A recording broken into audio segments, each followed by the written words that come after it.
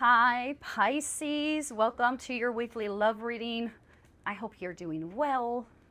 Um, there's lots showing up in your energy this week, so let's dive in and see what Spirit wants to reveal about your love life right now, Pisces.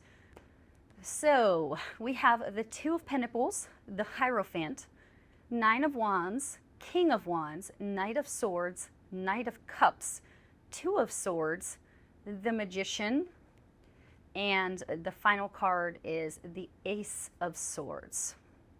Okay, so something going on here, Pisces.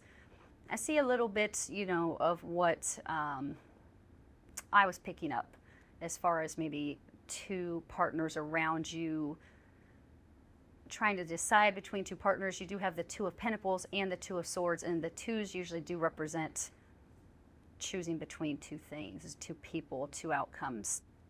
Okay, so the heart of the reading is actually the Knight of Swords, and this can be someone who is an air sign, your water sign, but I mean the Knight. I don't usually read the Knights as a court card. I leave that for, the kings and the queens. But it could be, someone who's an air sign who's front and center for you this week. But it could also be that you're just, you're kind of really impulsive and there's a possibility for impulsive decisions when it comes to love. You do have the Knight of Cups right here. There could be, certain actions that you don't consider. That could be that's why my guys were telling me it's kind of a reflective week. I feel like for some of you, you may choose to really concentrate and think about something, and some of you will just jump right in. Okay, let's take it one row at a time. You have the Two of Pentacles, the Hierophant, and the Nine of Wands. So like I said, the Two of Pentacles, this is like, choosing between two things and two people. And I feel like, this is something that's difficult because there could be a really strong pull towards both people for you. You have the Hierophant, which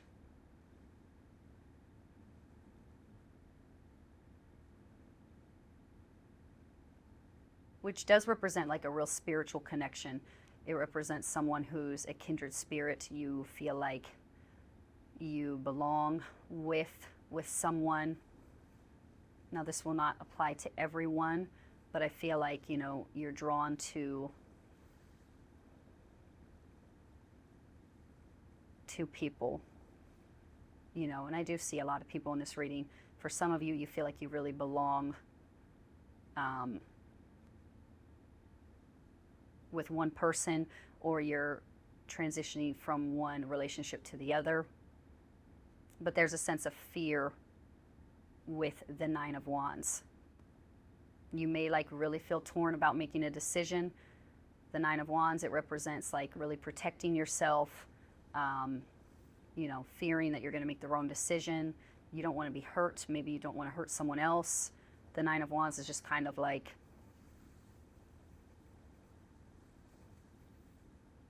fearing attack. You fear the worst, almost like the Nine of Swords. But I feel like there's something going on here as far as two people. Now, this won't apply to everyone, but the Two of Pentacles can just mean that there's a lot of things going on, and it definitely makes sense, especially for those who are already in a relationship. The Two of Pentacles can mean that there's a lot of new developments in your love life. You had the Ten of Pentacles and the Lover's energy. Both are,